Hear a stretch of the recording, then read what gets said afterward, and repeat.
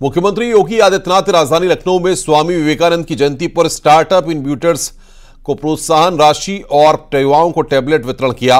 CM योगी ने portal my Bharat के माध्यम से स्वच्छता अभियान के शुभारंभ कार्यक्रम में हिस्सा लिया। इस दौरान उन्होंने युवाओं को संबोधित करते हुए कहा कि आज की युवा पीढ़ी को स्वामी जी के जीवन से प्रेरणा लेनी चाहिए। उन्होंने कहा कि स्वामी जी ने पूरी दुनिया को राह दिखाई है। समस्या पर विचार करने से रास्ता निकलता है। समस्याओं को स्वीकार करें, युवा पीढ़ी और उससे निकलने का समाधान निकालें। उन्होंने कहा कि विश्व कल्याण का रास्ता भारत से ही निकलता है।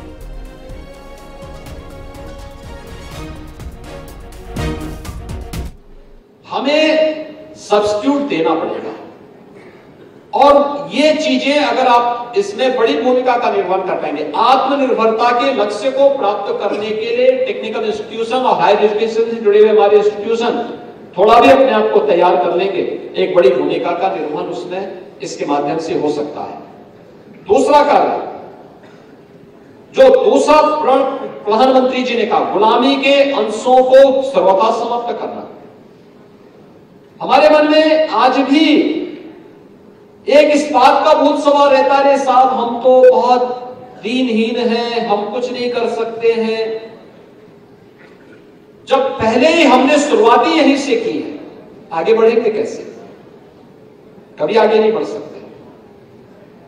हमारे मन में होना चाहिए कि जो हमारा वो सर्वश्रेष्ठ है, अच्छा है, इसको और भी अच्छा बनाएंगे।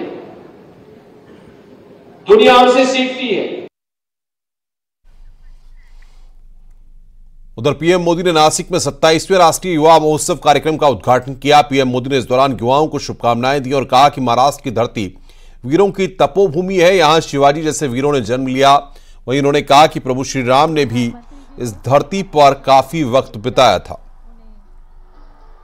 आज का युवा महोत्सव आरंभ और अब आप 22 जनवरी तक हम सभी देश के तीर्थ स्थानों की, मंदिरों की साफ सफाई करें, स्वच्छता का अभियान चलाएं।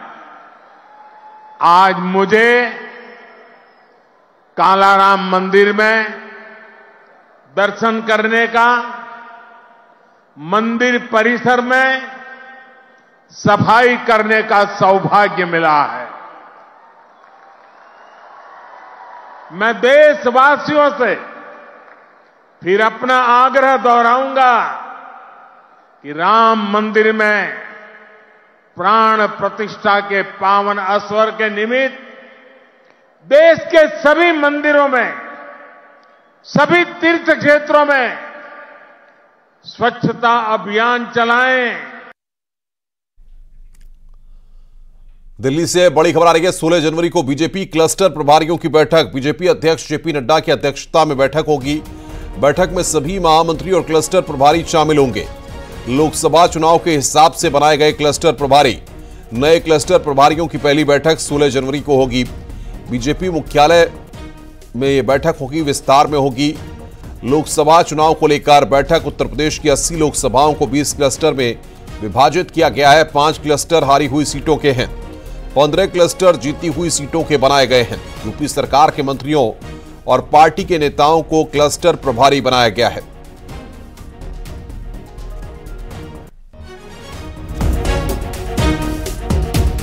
लखनऊ में भारतीय जनता पार्टी 15 जनवरी को मुस्लिमों का सम्मेलन का आयोजन करने जा रही है। बीजेपी अल्पसंख्यक मोर्चा की तरफ से आयोजन किया जा रहा है। शुक्रिया मोदी भाईजान की थीम पर सम्मेलन का आयोजन किया जाएगा। न दूरी है न खाई है, मोदी हमारा भाई है स्लोगन के साथ बीजेपी सम्मेलन का आयोजन करा रही है। सम्मेलन में बीजेपी प्रदेश अध्यक्ष भूपेंद्र चौधरी शामिल होंगे। डिप्टी सीएम ब्रजेश पाठक और शाहनवाज हुसैन भी शामिल होंगे। बड़ी संख्या में मुस्लिम महिलाएं सम्मेलन में शामिल होंगी। लखनऊ के क्राइस्ट चर्च कॉलेज में 15 जनवरी को दोपहर 2 बजे सम्मेलन का आयोजन किया जाएगा।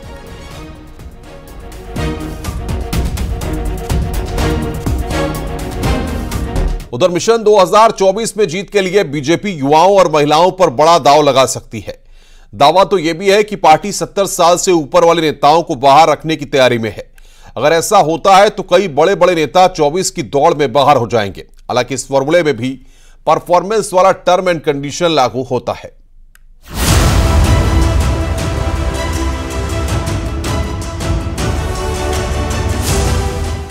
लोकसभा चुनाव की दहलीज पर खड़ी बीजेपी के पास मोदी मैजिक है, योगी का बुलडोजर मॉडल है, शाह जैसे चाणक्य हैं और नड्डा की नीति। अब इसी रणनीति को और मजबूती देने के लिए बीजेपी नया सियासी प्रयोग करने जा रही है, जिसमें युवा और महिला को मौका मिलने वाला है और उन बड़े बड़े नेताओं का टिकट कटने वाला है जो अब 70 साल के हो चुके हैं। 70 से ज्यादा उम्र तो टिकट कटेगा। कई मौजूदा सांसदों का टिकट कट सकता है। 3 बार से ज्यादा बार जीते उनका भी नाम शामिल। ज्यादा से ज्यादा युवाओं और महिलाओं को टिकट मिलना तय। नए चेहरे के साथ मैदान में उतरेगी बीजेपी। मिशन 2024 में जीत के लिए बीजेपी इस बार युवाओं और महिलाओं पर बड़ा दांव लगा सकती है। यही नहीं, सूत्रों के मुताबिक पार्टी 70 साल से ज्यादा की उम्र वाले नेताओं को बाहर रखने की तैयारी में है।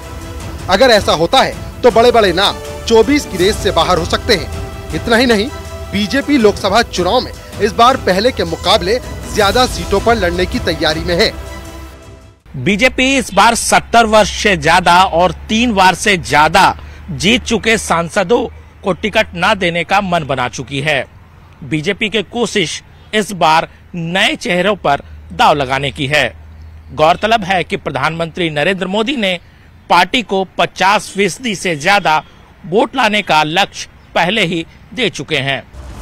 परफॉर्मेंस को आधार मानकर चल रही बीजेपी उन नेताओं की सीट पहले से पक्की कर चुकी है जिनका रिपोर्ट कार्ड 100% रहा है, जो 160 वाली लिस्ट में अपना नाम पहले से ही दर्ज करवा चुके हैं, क्योंकि इसी महीने के आखिर तक 150 से 160 सीटों के लिए उम्मीदवारों के नामों का ऐलान संभव है।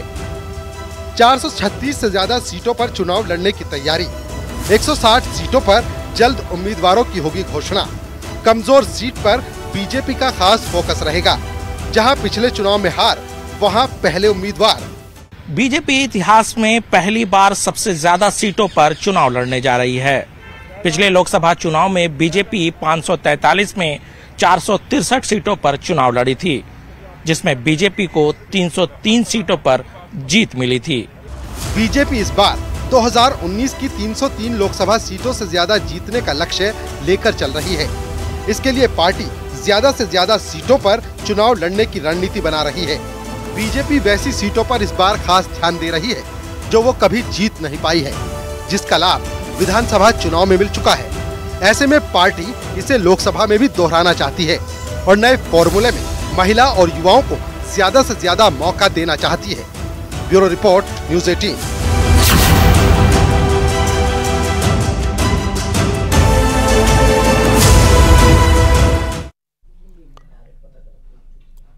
रामलला के प्राण प्रतिष्ठा का निमंत्रण ठुकराने के बाद कांग्रेस की चौतरफा फसीहत हो रही थी। इसके बाद कांग्रेस डैमेज कंट्रोल में जुटी है। कांग्रेस प्रवक्ता सुप्रिया श्रीनेत ने कहा कि कांग्रेस नेता 22 जनवरी को होने वाले प्राण प्रतिष्ठा के कार्यक्रम में नहीं जाएगी। कांग्रेस नेता 15 जनवरी को अयोध्या में दर्शन पूजन करेंगे। सुप्रिया श्रीनेत ने कहा कि धार्मिक अनुष्ठानों का काम हमारे साधु संतों को करना चाहिए, लेकिन ये बीड़ा भाजपा ने उठा लिया है। भाजपा ने देश को बांटा है, लेकिन अब सनातन धर्म को संप्रदाय में बांटने का काम भाजपा ने किया है। 15 जनवरी को सुबह 9:15 बजे लखनऊ कांग्रेस कार्यालय से यूपी कांग्रेस के अध्यक्ष अजय राय और यूपी प्रभारी अविनाश पांडे के नेतृत्व में कांग्रेस नेता अयोध्या जाएंगे। कांग्रेस नेता सरयू नदी में स्नान के बाद रामलला और हनुमानगढ़ी के दर्शन करेंगे। लेकिन सवाल यह है कि देश के सबसे पुरानी पार्टी की ओर से अजय राय अयोध्या जा रहे हैं, क्या इससे भरपाई हो पाएगी? कहां जाने से मना कर रहे हैं? हम 22 तारीख को, और ये बात हमारे अध्यक्ष ने कही है, हम 22 तारीख को जो अयोध्या में मोदी जी के नाक के नीचे मोदी जी की प्रेजेंस और आरएसएस संघ के प्रमुख की प्रेजेंस में हो रहा है, उसमें नहीं जा रहे हैं। जहां हमारे शंकराचार्य नहीं जा रहे हैं, हम जो विभत्स राजनीति की जा रही है उसका हिस्सा नहीं बनना चाहते हैं। और ये भाजपा का राजनीतिक आक्रोश और आहत होना आपको दिख रहा है, ये देश का नहीं दिख रहा है, ना ये हिंदू धर्म को मानने वालों का दिख रहा है। और रामायण, क्योंकि भगवान राम की बात हो रही है, तो रामायण की सबसे बड़ी सीख तो यह है, दैहिक दैविक भौतिक तापा, राम राज नहीं कहूं व्यापा। 44% बेरोजगारी की दर आई है कल 20 से 25 साल के युवाओं में। तो राम राज्य में तो उनको एम्प्लॉयमेंट मिलना चाहिए, उस पर चर्चा होनी चाहिए। उस चर्चा से बचे रहिए, इसलिए विभत्स राजनीतिकरण चीजों का करते रहिए। बड़ी खबर दिल्ली से, रामलला की प्राण प्रतिष्ठा पर कांग्रेस ने प्रेस कॉन्फ्रेंस कर बीजेपी पर बड़ा हमला बोला है। कांग्रेस ने अयोध्या में 22 जनवरी को आयोजित रामलला की प्राण प्रतिष्ठा कार्यक्रम को राजनीतिक आयोजन बताया है। कांग्रेस का कहना है कि यह धार्मिक आयोजन कहीं से नहीं है। प्राण प्रतिष्ठापन जब किया जाता है तो उसकी एक तौर तरीका होता है, विधि विधान होता है, धर्मशास्त्र होते हैं। क्या यह कार्यक्रम धार्मिक है? अगर यह कार्यक्रम धार्मिक है तो क्या विधि विधान से हो रहा है, धर्मशास्त्र से कुछ किया जा रहा है? अगर यह कार्यक्रम धार्मिक है तो शंकराचार्य, चारों पीठों के हमारे शंकराचार्य, क्या उनकी सलाह से, उनकी देखरेख से इस कार्यक्रम का स्वरूप तय किया जा रहा है? चारों शंकराचार्य, चारों पीठ स्पष्ट रूप से कह चुके हैं कि एक अधूरे मंदिर की प्राण प्रतिष्ठापन नहीं की जा सकती। राम मंदिर प्राण प्रतिष्ठा को लेकर एक बार फिर अखिलेश यादव का बयान सामने आया है। उन्होंने कहा है कि उन्हें किसी भी तरह का कोई न्योता नहीं मिला है। हालांकि विश्व हिंदू परिषद के कार्यकारी अध्यक्ष आलोक कुमार साफ कह चुके हैं कि अखिलेश यादव को सभी नेताओं की तरह डाक से ही न्योता भेजा जा चुका है। आपने ट्वीट देखा, आपने सवाल हमसे पूछा और सवाल ऐसे पूछा जैसे निमंत्रण आप ही लेकर के आए थे। खैर, आपने पूछ लिया सवाल, मैंने कहा कि निमंत्रण हमें नहीं मिला, न हमारा किसी व्यक्ति से परिचय था। और अक्सर जब हम अपने कोई कार्यक्रम आयोजन करते हैं तो परिचय का ही व्यक्ति को हम निमंत्रण देते हैं, हम किसी राह चलते हुए को निमंत्रण नहीं देते हैं। अगर हमारा किसी से परिचय तो वो परिचय वाला हमसे आएगा। तो अगर आपने ये बात कही तो मैंने यही तो कहा कि हमें परिचय नहीं, वो निमंत्रण नहीं दिया गया। तो उस पर उन्होंने ट्वीट किया या इंटरव्यू दिया, उन्होंने कहा कोरियर से भेजा है उनको। ये बात कही गई। निवेदन कर रहे हैं कि अपना पत्रकारिता का धर्म निभाते हुए हमारे जो कोरियर की रिसिप्ट हमें दिलवा दो, तो हम पता कर लें कि भाई हमारे ही पते पे आ रही है कि कहीं दूसरी। ये तर्क मेरी समझ में नहीं आया। ये तो ऐसा कहना है कि क्योंकि मैं डाकिये को जानता नहीं या डिलीवरी बॉय को नहीं जानता, इसलिए मैं डाक या कोरियर रिसीव नहीं करूंगा। क्योंकि निमंत्रण तो राम जन्मभूमि तीर्थ क्षेत्र का है। इस ट्रस्ट का निर्माण सरकार ने किया है, सुप्रीम कोर्ट के आदेश से किया है। इसलिए ये कहना कि वो लाया कौन था ये देख करके मैंने मना कर दिया, असंगत है। इधर अयोध्या में रामलला की प्राण प्रतिष्ठा में शामिल होने से इंकार करने पर बीजेपी ने कांग्रेस पर करारा हमला बोला है। बीजेपी सांसद रविशंकर प्रसाद ने कांग्रेस से मांग की है कि वो ये बात खुलकर बोल दें कि कांग्रेस राम जन्मभूमि के खिलाफ है। उन्होंने कहा कि महात्मा गांधी के समय में रामराज की बात करने वाली कांग्रेस में अभी भी ऐंठ है, लेकिन इस बार के चुनाव में कांग्रेस पूरी तरह से खत्म हो जाएगी। आज भी सोनिया गांधी ने मना किया है कि मैं नहीं जाऊंगी उस मंदिर के उद्घाटन। उनको हार लिया था, मिस्टर खड़गे भी नहीं गया। ये क्या मतलब है? क्या कहा गया है? ये तो पार्टी का कार्यक्रम है। तो मतलब खुल के बोलिए ना, क्या राम जन्मभूमि के खिलाफ है? अरे तो कहते थे कि कोर्ट से बच जाएगा तो हमको पूरा स्वीकार है। प्राण प्रतिष्ठा का न्योता ठुकराकर कांग्रेस बीजेपी के जाल में फंस चुकी है, तो वहीं अखिलेश यादव भी कुछ इसी तरह बीजेपी के चक्रव्यूह में घिरते जा रहे हैं। क्योंकि बीजेपी और विश्व हिंदू परिषद का कहना है कि राम मंदिर का न्योता तो सबको जा रहा है, लेकिन जो राम विरोधी हैं, जिन्हें राम भक्तों की आस्था से फर्क नहीं पड़ता, वो अब अयोध्या से दूरी बना चुके हैं।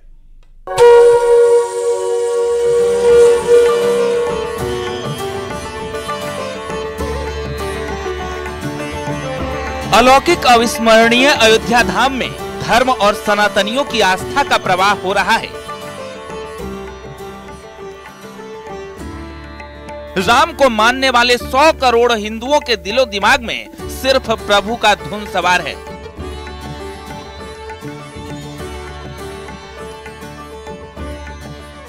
ऐसे में अगर कोई राम मंदिर के खिलाफ आवाज उठाए तो उसका सीधा असर आगामी चुनाव पर पड़ने वाला है और इसका और घातक असर तब हो जाता है जब कोई सियासतदान राम मंदिर के कार्यक्रम को नौटंकी, ढोंग और प्रायोजित बता दे। कुछ ऐसी ही गलती इंडिया गठबंधन के साथियों ने कर दी। कुछ ऐसी ही गलती गांधी और यादव परिवार ने कर दी, जिन्हें राम की नहीं सिर्फ वोट बैंक की पड़ी है। अखिलेश ने कहा मंदिर का निमंत्रण स्वीकार नहीं। सोनिया गांधी ने कहा प्राण प्रतिष्ठा बीजेपी का कार्यक्रम। ममता बनर्जी ने कहा प्राण प्रतिष्ठा सिर्फ नौटंकी है। ये वो बयान है जो करोड़ों राम भक्तों की आस्था को ठेस पहुंचाने के लिए काफी है, और ऐसे ही बयान विपक्ष की तरफ से लगातार सामने आ रहे हैं, जिसे अब बीजेपी मुद्दा बना चुकी है। लड़ाई होती है लोकतंत्र को बचाने की। जहां तक धर्म का की बात है, भगवान राम की बात है, भगवान राम हमारे इष्ट देव हैं, हमेशा से मानते आए और मानते रहेंगे। और मेरा परिवार तो वो है जहाँ की हमारे 400 साल पुराना हमारा मंदिर में, वहां पे आज भी अखंड ज्योत जलती है। राम मंदिर में, वहां के राघव जी के मंदिर में, हमारे जगदीश स्वामी के मंदिर में, माता जी के मंदिर में, हनुमान जी के मंदिर में, हम लोग वो परिवार के लोग। कि यह प्रवृत्ति जो आज कांग्रेस ने दिखाई है, एक मौका था कि आज आप अपने को बदल कर दिखा सकते थे, परंतु आपने ऐसा नहीं किया। परंतु मैं एक और बात स्पष्ट करना चाहता हूं, यह नेहरू की कांग्रेस है, यह गांधी की कांग्रेस नहीं है।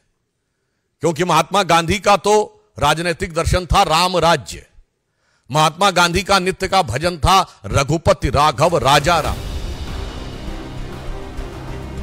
तो क्या प्रभु का निमंत्रण ठुकराना हिंदू आस्था पर सीधा सीधा आक्रमण है, या फिर विपक्ष के लिए आगे कुआं पीछे खाई वाली स्थिति है?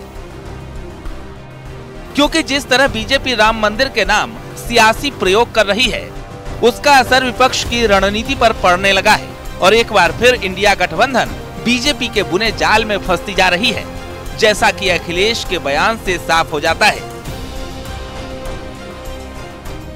तो डाक के थ्रू जवाब हम भी दे देंगे। ये क्या बात हुई आपकी? पत्रकार साथियों, आप भी मदद करिए किसानों की, आप भी मदद करिए बेरोजगार नौजवानों की। कुछ विवाद नहीं खड़ा करना चाह रहे। जो आए स्वागत है, जो नहीं आए उसकी इच्छा है। हमने तो सबको बुलाया। ट्रस्ट ने कहा प्रधानमंत्री को बुलाया तो विपक्ष के नेता को बुलाओ।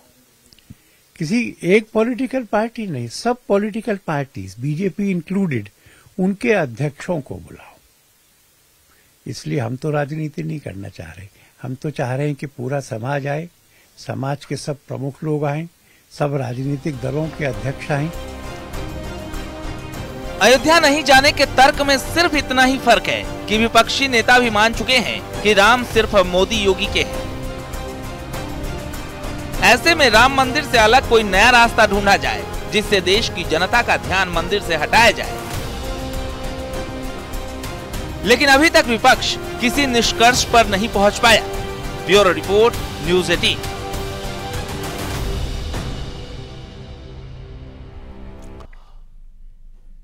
बड़ी खबर इस वक्त आ रही है। इंडी गठबंधन की सीटों के लिए एसपी ने घोषित किया पैनल। सीट शेयरिंग को लेकर एसपी का पैनल करेगा बातचीत। समाजवादी पार्टी के अध्यक्ष अखिलेश यादव ने कांग्रेस अध्यक्ष को पत्र लिखकर जानकारी दी है। समाजवादी पार्टी के महासचिव रामगोपाल यादव को पैनल में शामिल किया गया है। राज्यसभा सांसद जावेद अली, विधायक लालजी वर्मा पैनल में शामिल हैं। विधायक संग्राम सिंह यादव, पूर्व एमएलसी उदयवीर सिंह पैनल में शामिल हैं। सपा अध्यक्ष अखिलेश यादव ने कांग्रेस अध्यक्ष मल्लिकार्जुन खड़गे को यह पत्र लिखा है।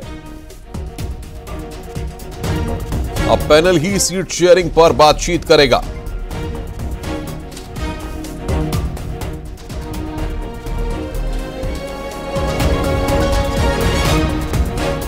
रुक रहे हैं यहां पर एक ब्रेक के लिए। खबरों